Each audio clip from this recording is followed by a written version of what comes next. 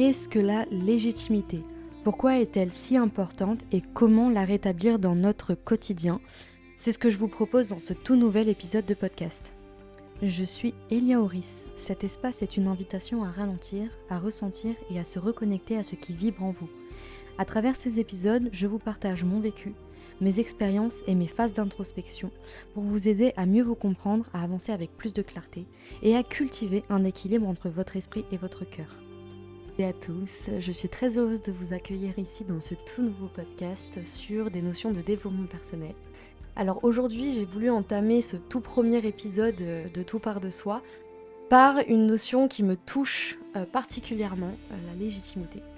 Alors je vais vous parler de ça parce que ça me permettra aussi de vous en dire un peu plus sur la personne que je suis, comment je fonctionne et surtout, vous en dire un peu plus sur pourquoi je sors un podcast et pourquoi en particulier sur le développement personnel.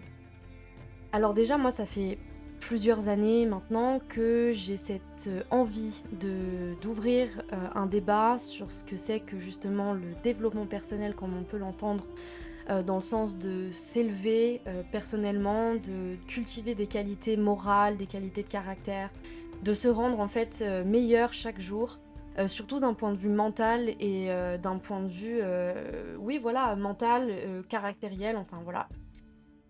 Ça fait donc un moment que j'aimerais bien, ouvrir un petit peu des portes qui restent fermées, je trouve encore aujourd'hui en 2025 et que donc, j'aimerais bien, ouvrir un petit peu ce lieu d'échange, en sécurité, sans jugement, dans la bienveillance et dans le sourire. Donc, eh bien, il m'est arrivé, de mettre de côté cette envie-là. Parce que, je ne suis pas psychologue, je ne suis pas, thérapeute, je ne suis pas, un gourou, spirituel ou dans le dev perso, je suis personne à l'heure actuelle. Je suis simplement une jeune femme de 25 ans qui a envie, de pouvoir échanger, de pouvoir transmettre, de pouvoir, partager ses expériences de vie, de pouvoir, partager, simplement ses introspections pour, voilà, pour aider des personnes qui en auraient besoin ou simplement, bah, juste dialoguer avec des personnes qui pourraient m'apporter comme je pourrais leur apporter. Alors, le truc, c'est que la notion de légitimité aujourd'hui, ça c'est vraiment quelque chose d'important parce que dans une société qui, comment dire?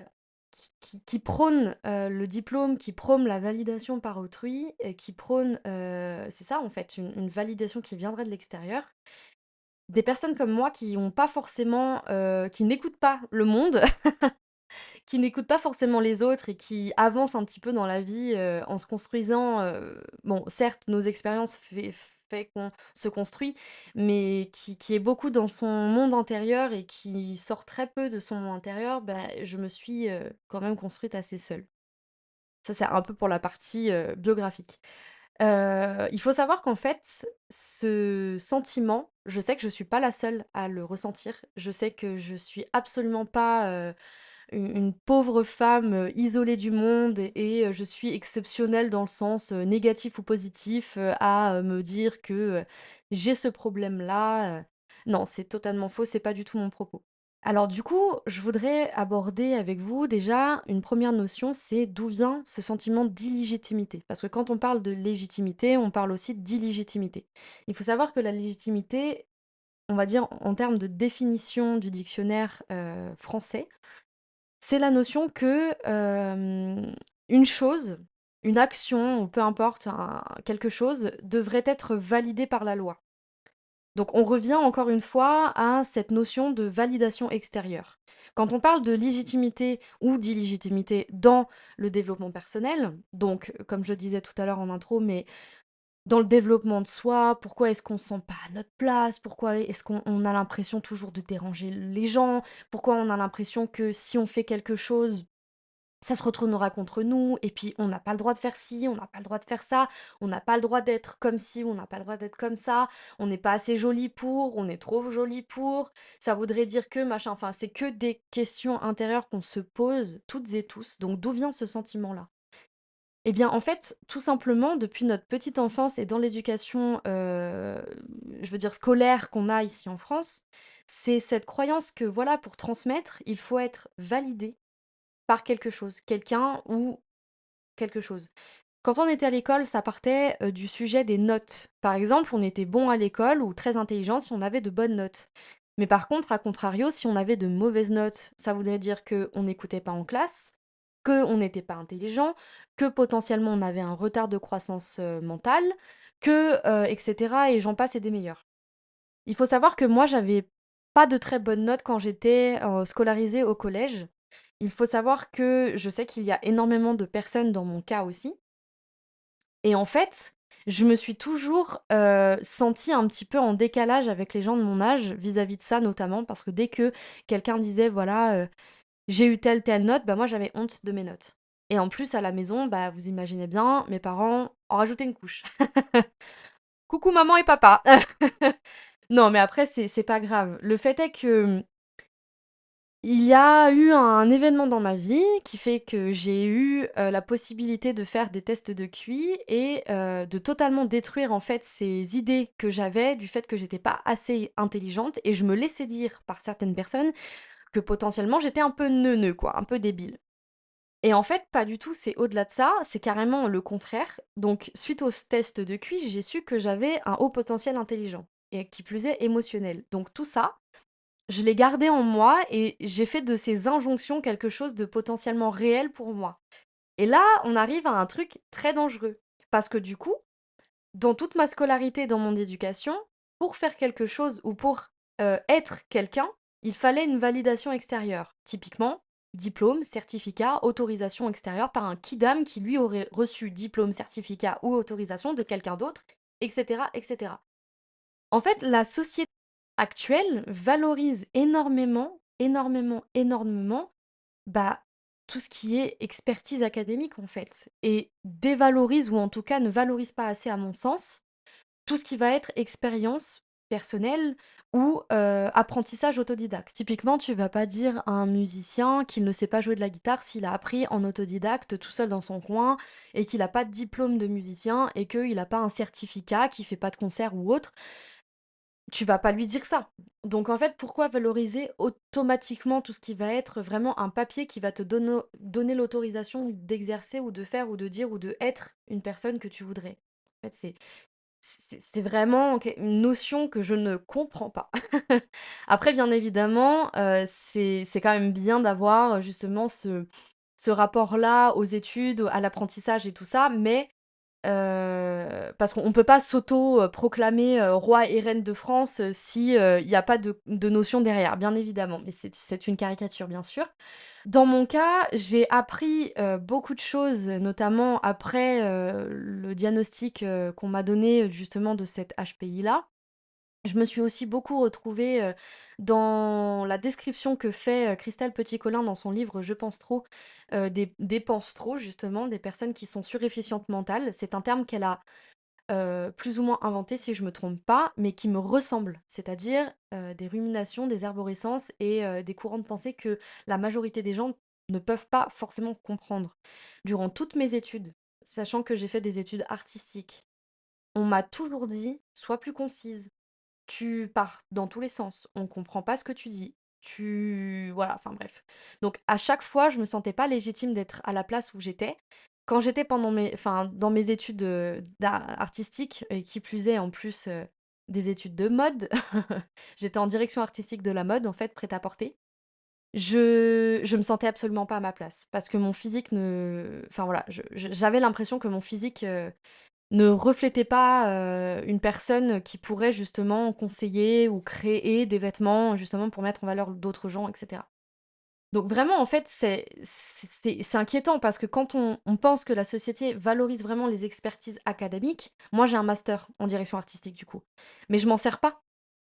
Aujourd'hui, je suis pas du tout en direction artistique et encore moins dans la mode. Alors je fais un métier qui pourrait s'apparenter à de l'artistique, mais c'est pas du tout, du tout, du tout, du tout, ce pourquoi j'ai été validée.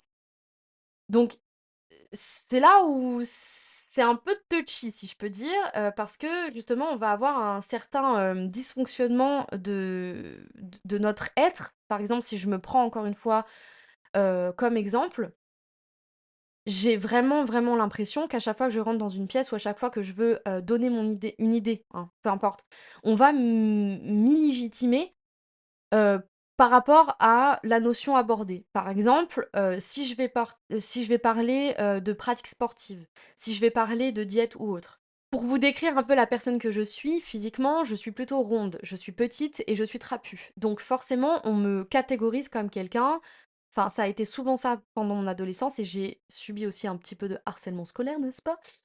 Bonjour toutes les personnes qui vont écouter ce podcast et qui vont s'en mordre les doigts plus tard.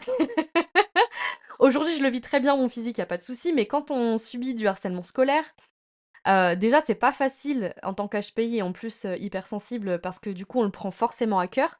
Mais en plus de ça, ça reste dans l'émotionnel et dans une espèce de frustration que j'ai traînée, traînée, traînée depuis des années et au final, bah, ça donne justement raison aux personnes qui veulent m'illégitimer sur une notion.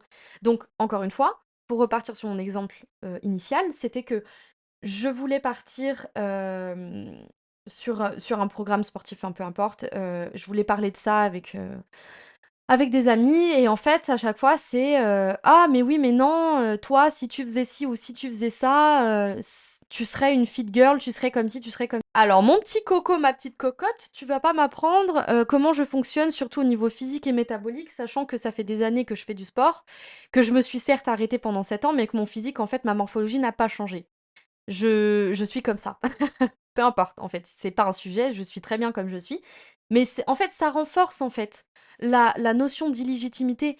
C'est le regard des autres qu'on anticipe parfois parce qu'en fait, de notre passé, de notre expérience et de ce qu'on a retenu, de notre position, c'était qu'en fait, on était illégitime de faire ou d'être ou simplement avoir l'impression de pas être à notre place. Donc ça, en fait, c'est, vraiment typiquement ce qu'on pourrait appeler, le syndrome de l'imposteur. Faut savoir que ce syndrome-là, c'est un syndrome réel, c'est invisible, on le porte pas forcément sur nous physiquement ou quoi que ce soit, mais de dire à quelqu'un, c'est assez violent en fait en soi, de dire à quelqu'un qui ne peut pas ou qui ne pourrait pas, comment dire? Faire ou être, enfin peu importe, une chose, qu'il a envie et qu'il désire profondément de le faire, c'est en fait, très violent. En fait, c'est très, très violent.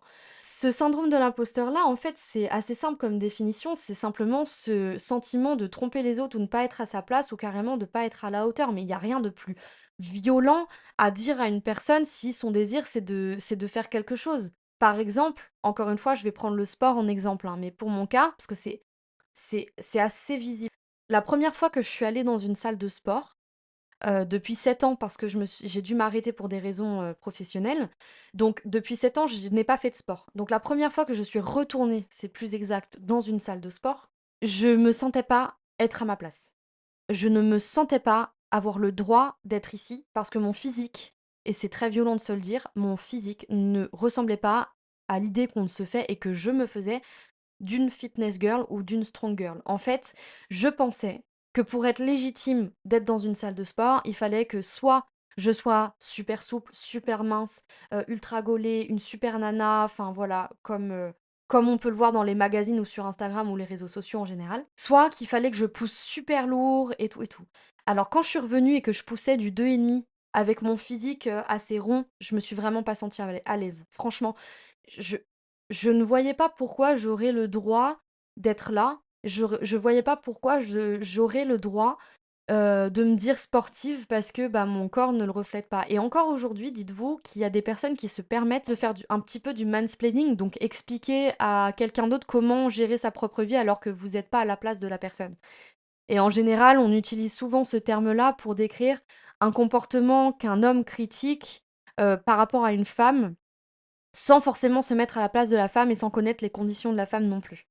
C'est en ça que ça s'appelle du mansplaining. C'est une petite forme de manipulation qui est assez vicieuse et qui du coup j'ai cru pendant longtemps et ça a renforcé, renforcé, renforcé mon syndrome de l'imposteur et avec ça, bah, ça crée un énorme mal-être en fait, ça crée un énorme mal-être. Donc je me sentais vraiment pas à ma place car mon physique ne correspondait pas à l'image qu'on se faisait d'une sportive ou une fit girl ou d'une strong girl. Dans ma tête, c'était vraiment j'étais pas une femme légitime d'aller dans cet endroit-là. Non, il faut déconstruire totalement ça.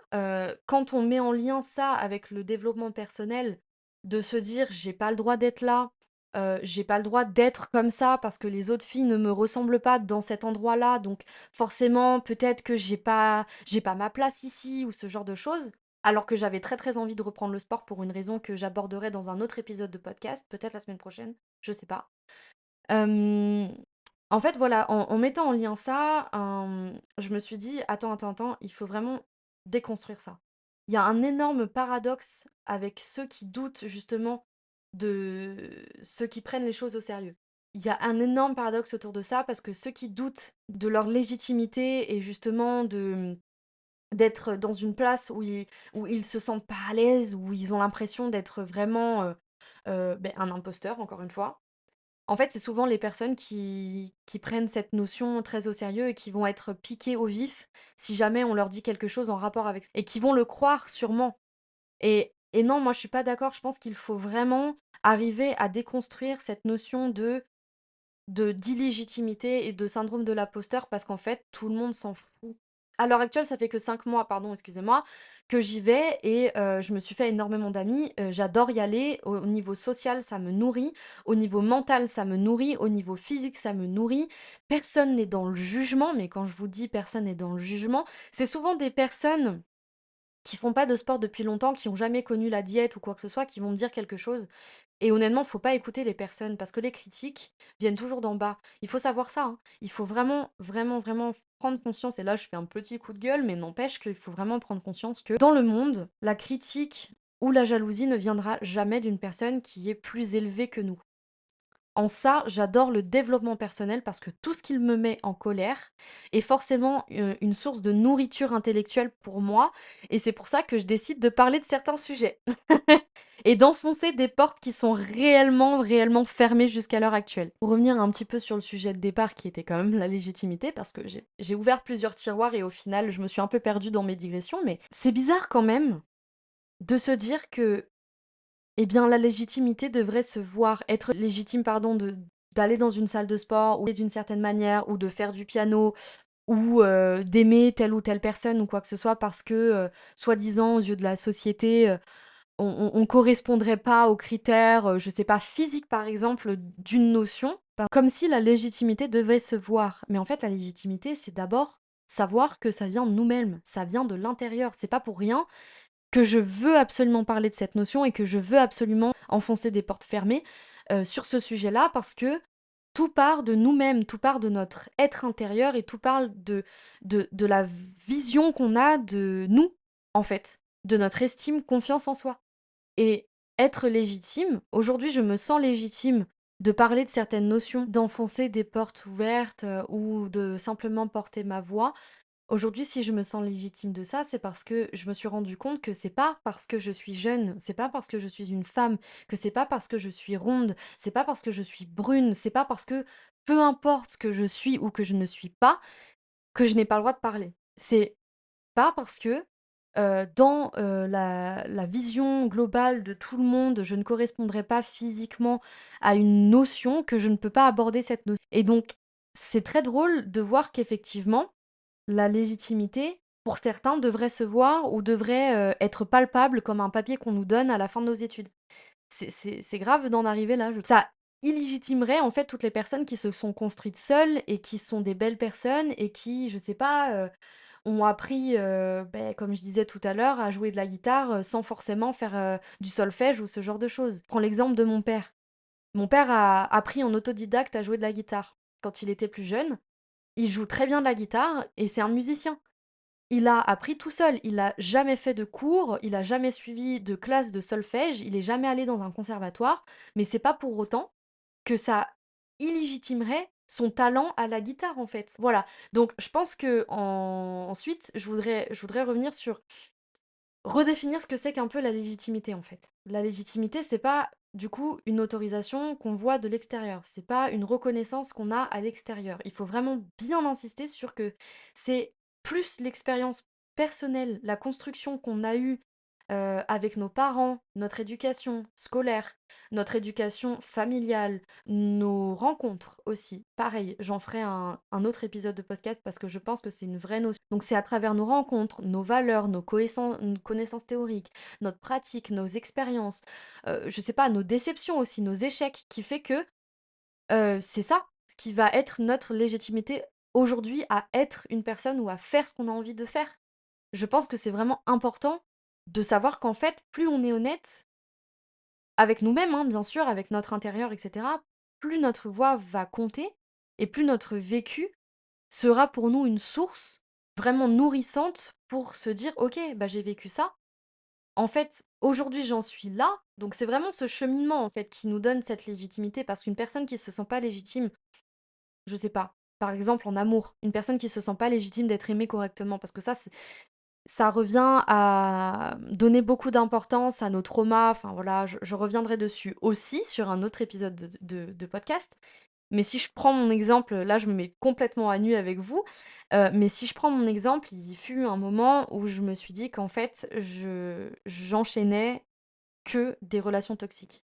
Et dans ces relations-là, à la fin, je me disais toujours: «En fait, je ne veux plus aimer, je ne suis pas capable d'être aimée correctement, je suis pas légitime d'être aimée parce que je suis pas une belle femme, nanani nanana», bien sûr, bien sûr, bien sûr. Et en fait, je trouve que c'est très, très moche de se dire ça déjà premièrement. Et si je suis tout à fait honnête avec moi, c'est qu'en réalité, je reproduisais des schémas toxiques parce que dans mon fort intérieur et dans mes blessures, je revivais éternellement jusqu'à prendre conscience de ça, mes propres blessures de départ. Donc mes blessures d'abandon, mes blessures de rejet, mes blessures d'injustice, de trahison et d'humiliation et de tout ce que vous voulez. Avec ça, comment dire? Je me suis pas rendu compte qu'en fait, j'avais pas le droit de enfin, j'avais le droit au contraire de dire non. J'avais le droit au contraire de dire ce qui n'allait pas, de poser mes limites. J'étais toujours la petite nana un peu gentille qu'on prenait un peu pour une conne, quoi. À un moment donné, bah, j'en ai eu marre. À un moment donné, je me suis réveillée et là, je me suis dit: «Attends, mais ma voix, elle compte. Tout ce que j'ai vécu, aujourd'hui, j'en suis arrivée là parce que j'ai vécu ces choses-là. Ces étapes-là de ma vie ont été indispensables pour construire la personne que je suis aujourd'hui». Parce que oui, la légitimité se construit, encore une fois. Si je suis honnête avec moi-même et si je suis totalement sincère aussi avec autrui, ma voix compte. C'est important de le savoir et chacune de nos voix compte. Peu importe, on est légitime de dire ce qui va pas ou de dire ce qu'il va dans notre vie, en fait. Et c'est ça vraiment la légitimité. Moi, aujourd'hui, j'ai envie de créer ce podcast parce que j'ai beaucoup de choses à dire. On m'a souvent dit: «Tu parles trop, t'es pas assez concise, on sait pas où tu vas dans tes idées», et cetera. On me l'a vraiment souvent dit, hein, c'était vraiment un sujet récurrent, depuis mon enfance. «Tu poses trop de questions», et cetera, et cetera. Et en fait, je me suis dit: «Bah, en fait, je dois m'effacer, je suis pas légitime d'exister, je dois pas être là, je suis un imposteur. Donc il faut que je me mette dans une petite case sociétale parce que sans ça, sinon je n'existe pas». Et c'était vraiment ça. Et en fait, j'ai le droit d'exister parce que si on prend le truc un peu à l'envers, si on change, le fait que la légitimité, c'est, quelque chose qui doit être validé par la loi. Je suis légitime, de parler de développement personnel, parce que, j'ai un diplôme de coach en développement, mental ou même je suis psychologue et donc du coup, j'ai un diplôme qui prouve que je suis psychologue. Je dis pas, hein, les psychologues, je vous aime beaucoup parce que vous m'avez beaucoup aidé, mais c'est vraiment ce truc-là du papier, quoi. Je veux dire, je pense que mes expériences parlent plus qu'un papier. Je pense que mes expériences et surtout, ma façon de penser et mes propres analyses et introspections et même je suis persuadée qu'en fait, je suis pas la seule à être comme ça, mais je pense que simplement, aujourd'hui, j'ai le droit de partager ça. Je me prétends pas être diplômée ou même avoir un titre, parce que je sais que je ne l'ai pas et je ne prétends pas à ça. Moi, je suis directeur artistique. Le seul titre que j'ai, c'est ça, et je l'utilise même pas pour mon métier aujourd'hui, donc c'est n'importe quoi. Mais je ne prétends pas à ça parce que je sais que c'est pas le titre que j'ai. Maintenant, aujourd'hui, je pourrais me dire conseillère, je pourrais me dire confidente, je pourrais me dire un tas de choses parce que c'est mon expérience. C'est ma vie. Entre connaître et savoir, il y a une énorme différence. Connaître, c'est que du théorique, savoir, c'est le vivre. Disons que le partage aussi, si je pourrais revenir sur ce que c'est que la légitimité. de vulnérabilité justement dans toutes ces notions où on doit être ultra performant, ou même physiquement, il faut que ça se voit sur nous physiquement qu'on est légitime d'être à une place bien précise. En fait, il faut savoir que de s'avouer une certaine vulnérabilité face à cette notion-là, c'est déjà de la légitimité. Moi, là, je suis en train de parler de moi depuis, en fait, le début de cet épisode de podcast pour, me prouver à moi-même que le jour où le podcast sera sorti, parce que je sais très bien que le jour où j'enregistre ce podcast, ce sera pas le jour où je le mettrai en ligne, et ben, ce jour-là, je me sentirai peut-être un peu plus légitime de faire ça. Parce qu'il sera en ligne, parce que j'aurai pris le temps de vous expliquer aussi pourquoi je fais ça et cetera, d'où vient cette idée et tout. Mais je trouve qu'en fait, on se torture vraiment beaucoup l'esprit par rapport à cette notion-là. On a l'impression vraiment qu'on dérange, on a l'impression qu'on n'est pas comme il faut, qu'on n'est pas à notre juste place, que vraiment il faut correspondre à un cadre bien précis de la société. Il y a un certain temps, là, je sais plus, c'était un jour dans la semaine, j'ai vu un truc qui m'a fortement outrée. C'était une débilité d'un compte. Je pourrais même pas vous dire exactement ce que c'était. Mais c'était un réel Insta, ça c'est sûr. Sur la morphologie que devrait avoir une femme. Que la femme parfaite devrait passer. Ben, c'était une connerie, hein, mais c'était une joke, hein. Mais j'ai vraiment été outrée par rapport à ça. J'ai d'ailleurs répondu à ce réel en disant, mais en fait, il y en a marre de stigmatiser le corps des femmes, il y en a marre de stigmatiser ou même d'objectifier les femmes. Et que donc du coup, tout le monde trouve ça normal que cette blague passe et que tout le monde en rigole. Mais moi, je trouve ça pas drôle. En fait, c'était un truc en bois, c'était une plaque en bois et il y avait une silhouette de femme découpée dedans et en fait, c'était un conte, hein. C'était un conte, enfin une histoire quoi, en gros, qui disait qu'il y avait un empereur de je sais plus quel pays, mais c'était un truc comme ça, qui en fait, avait des pulsions meurtrières et qui du coup avait sculpté cette espèce de cadre en bois dans lesquels les femmes devaient passer. Parce que si elles ne correspondaient pas à cette silhouette-là, il avait le droit, il se donnait la légitimité de tuer ces personnes.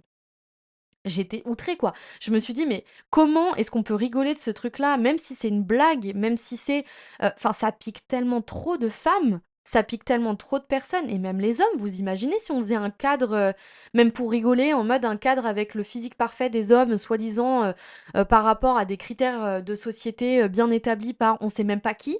Des sondages qui sont toujours orientés parce qu'on demande toujours au même type de personnes, où on sait que les réponses vont être tout à fait anticipées ou peu importe. En plus, les sondages, je suis désolée, mais je pense qu'ils sont un petit peu biaisés, hein. Enfin voilà, ce genre de choses, moi, ça m'outre. Et du coup, quand on est face à ça, les réseaux sociaux, et cetera, et des histoires comme ça, comment on peut retrouver notre légitimité? Comment on peut, aller vers des points d'accès, vers notre être intérieur et puis se donner justement ce droit d'exister? Parce que c'est, encore une fois, la racine de ce problème-là, de ce syndrome d'imposteur et cetera, c'est le fait de ne pas se donner le droit d'exister en tant que quelque chose. Physiquement, émotionnellement, intellectuellement, au niveau de la carrière ou peu importe, on se donne pas, on a toujours des barrières en fait qui se dessinent autour de nous et on se dit: «Bon bah voilà, je corresponds pas à, ce qu'on attend de moi, par rapport à cette notion donc du coup, bon bah, je peux pas». Honnêtement, je vais vous parler d'un truc, c'est très, très drôle que je fasse, cet épisode de podcast, enfin sur la légitimité, par rapport au fait que c'est le premier épisode de Tout part de soi. Mais je vais vous raconter un truc. À l'heure actuelle, à l'heure à laquelle j'enregistre, cet épisode, je suis fortement déçue de ma photo de profil que j'ai insérée sur Instagram. Donc je vais vous expliquer pourquoi.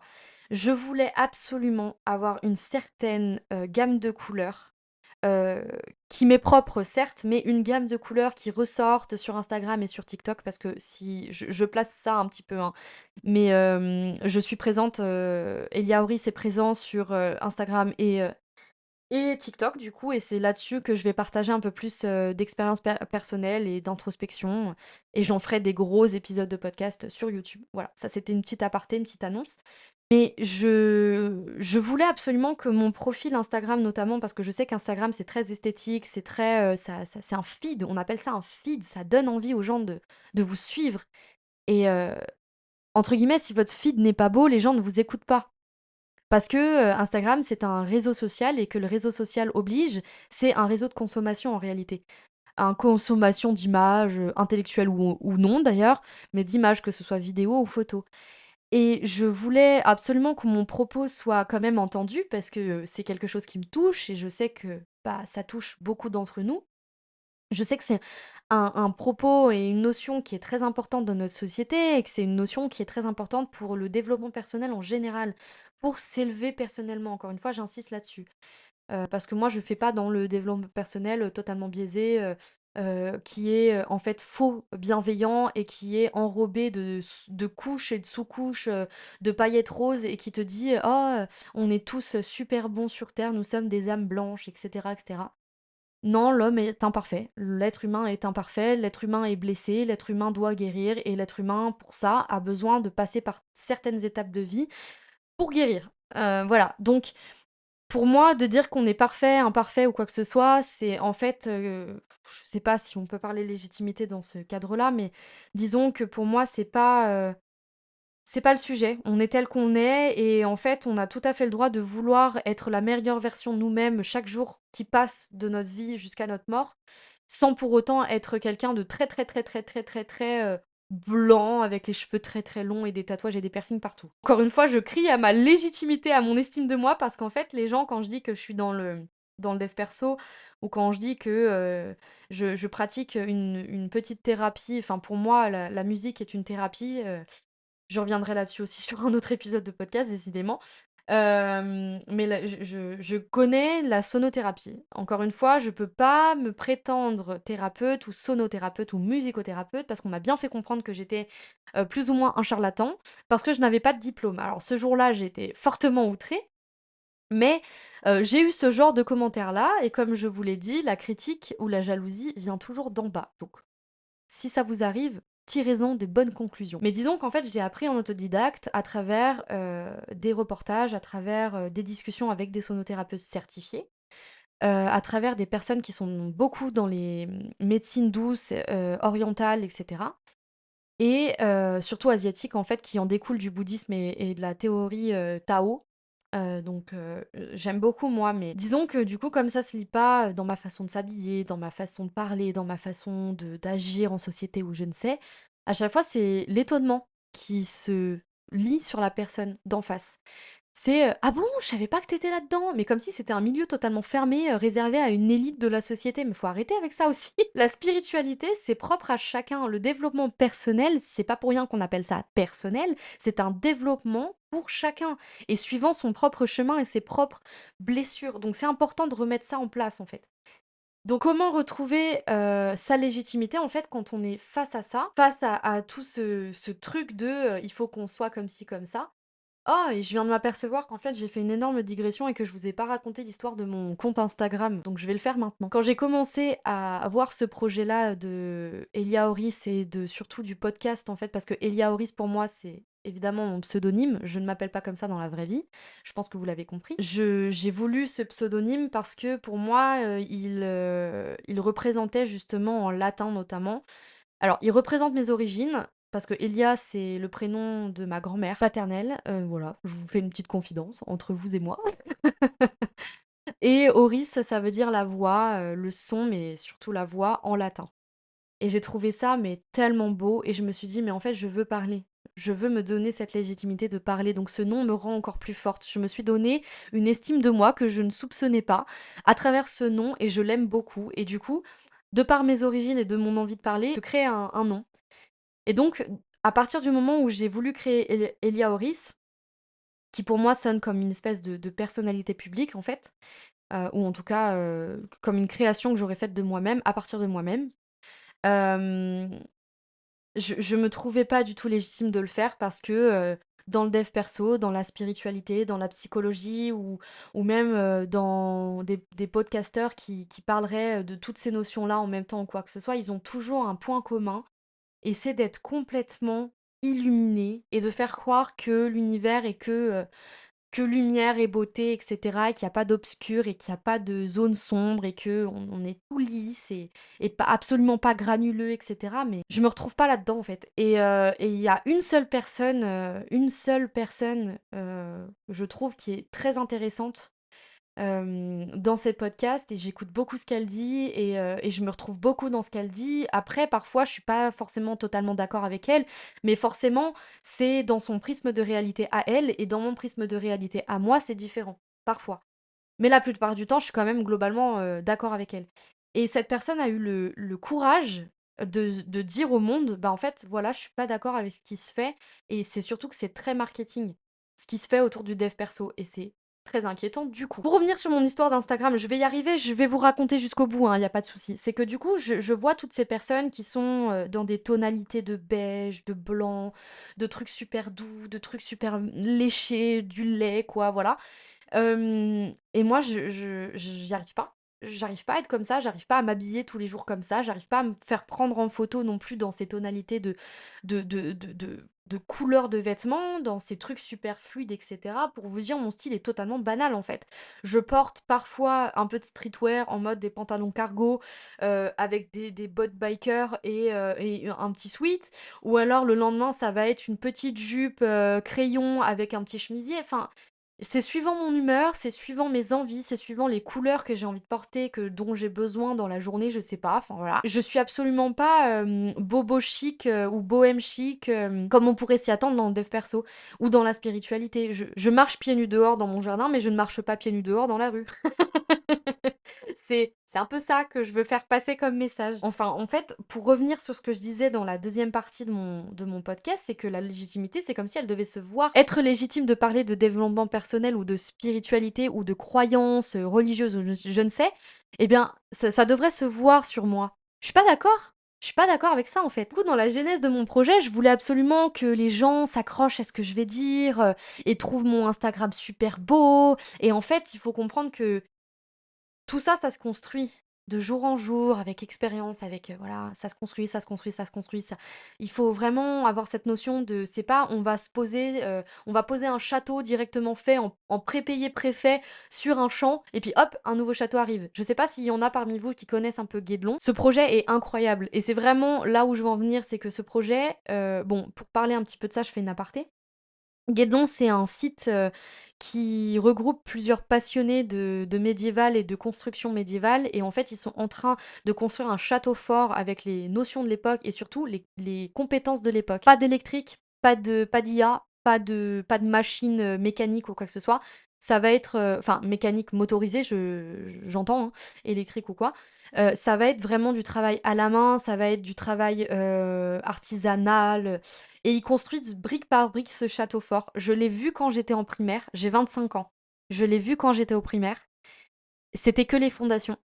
Et j'y suis retournée l'année dernière, dites-vous. Le château est presque terminé et ils ont même le projet de faire tout un village médiéval autour. C'est incroyable. Et est-ce que vous pensez que ces personnes-là, parce qu'elles ne sont pas dans l'ère des chevaliers cap et épée, ne peuvent pas construire ce château-là et ne peuvent pas se dire qu'on est capable, enfin qu'on n'est plus capable aujourd'hui de construire un château fort, ou peu importe un château, une construction, uniquement avec nos moyens naturels, artisanaux, physiques ou autres. Ils se sont dit, bah si on a envie de le faire, on veut le faire, on le fait. C'est trop bien, c'est beaucoup trop bien. Donc en fait, il faut retrouver cette légitimité, voilà, il faut se dire que, bon, la légitimité déjà, c'est pas en claquant des doigts, à se dire: «Vas-y, demain, je suis légitime de faire ça». Il faut que ce soit un travail intérieur. Il faut se reconnecter à ses intentions profondes. Qu'est-ce qu'on veut transmettre en faisant telle ou telle action? Qu'est-ce qu'on veut transmettre en s'habillant de telle ou telle manière ou en faisant, telle ou telle chose? On se dit que c'est pour nous, on se dit que c'est pas pour les autres, c'est forcément pour nous. Moi, dans mon cas, ce podcast, je le vois comme je vous l'ai dit, je veux transmettre des notions, je veux pouvoir partager avec vous, je veux pouvoir débattre sur, bah, là, la légitimité du coup. Comment est-ce qu'on se sent légitime? Comment est-ce qu'on peut retrouver cette légitimité-là? Comment est-ce qu'on se sent illégitime des fois parfois, aussi, dans des endroits, dans des je sais pas, dans des tenues ou je ne sais. Comment ça marche pour vous? Comment ça marche pour moi? Ouvrons cette place de parole. Ouvrons ce débat là-dessus. Pour moi, c'est vraiment, peut-être quelque part, je sais pas, de parler de mon expérience ou de mes phases d'introspection, potentiellement, en fait, guérir des âmes parce que mon histoire pourra, parler à certains d'entre vous. Je voudrais aider aussi, je voudrais éveiller les consciences, je voudrais inspirer des gens.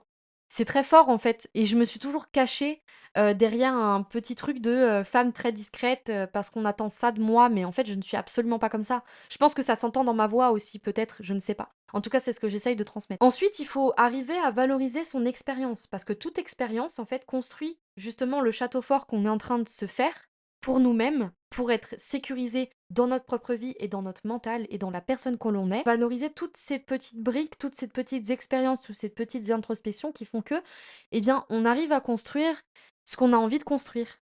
On a vraiment envie, on y va, on actionne, mais ça se fait petit à petit. Les petites victoires, il faut les valoriser.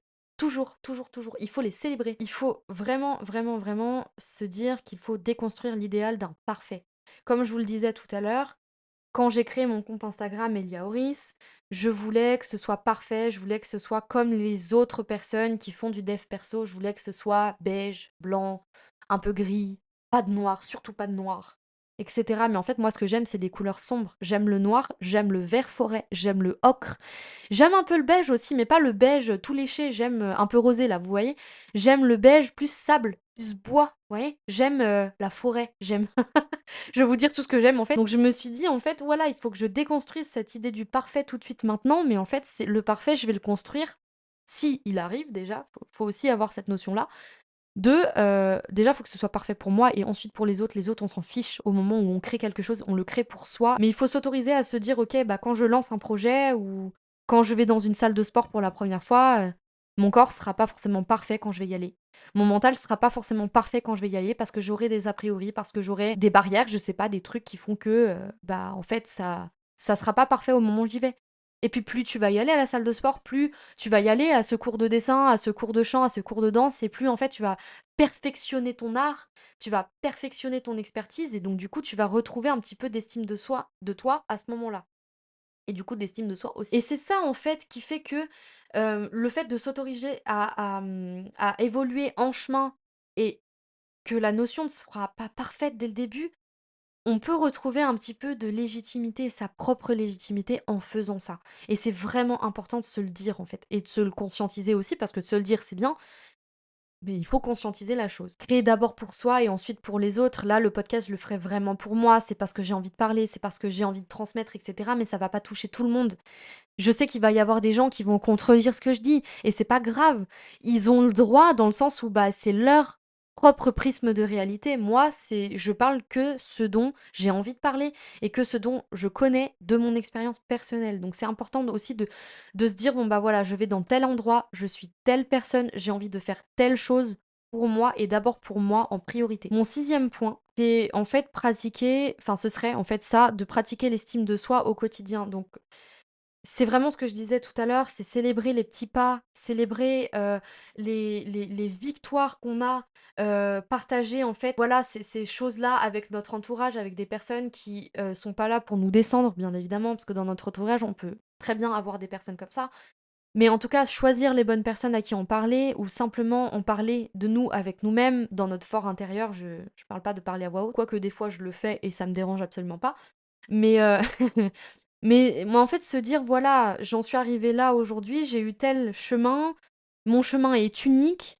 En ça, déjà, rien que ça, on devrait se sentir légitime de dire, de faire ou d'être la personne que l'on est parce que ou qu'on a envie d'être parce que justement notre chemin est unique et c'est pas à une autre personne de valider notre chemin parce qu'elle ne l'a pas vécu, en fait. Voilà. Pour résumer un peu tout ça, donc mon premier point, c'était le conseil que je vous donne par rapport à ce problème d'imposture ou d'illégitimité dans ce monde, et cetera, et cetera, et pour pallier justement à ce manque de légitimité, c'est de se reconnecter à ses intentions profondes. Mon deuxième point, c'était valoriser, notre expérience vécue comme quelque chose de vraiment important. Mon troisième point, c'est de déconstruire l'idéal, d'une expertise parfaite dès le début, voilà, sans construire quoi que ce soit. Mon quatrième point, c'est de s'autoriser à évoluer, petit à petit dans le temps et enfin, voilà, valoriser un petit peu toutes ces étapes de vie. Mon cinquième point, c'est bien évidemment de créer d'abord pour soi et peut-être ensuite pour les autres. Et mon sixième point, c'est de pratiquer l'estime de soi au quotidien. Donc comme on vient le voir, c'est une liste non exhaustive de ce qu'on pourrait faire pour retrouver notre légitimité. Mais je dirais que notre légitimité, de toute façon, ça ne se décrète pas. C'est pas quelque chose qu'on doit s'entendre dire ou qu'on se dit en claquant des doigts comme ça de nous-mêmes, du jour au lendemain. C'est quelque chose qui se ressent, c'est quelque chose qui se construit avec notre passé, avec notre vécu, avec nos étapes de vie. On n'a pas besoin de validation extérieure pour incarner nos envies ou qui nous sommes et c'est en ça, que je vous invite à vraiment cultiver dans votre fort intérieur, dans votre âme, votre légitimité. Vous avez le droit d'exister. Sur ce, je vous retrouve dans un prochain épisode avec une notion différente. Je ne sais pas encore quoi je vais aborder, mais si ça vous a plu, si cet épisode en fait vous a parlé, je vous invite à vous abonner.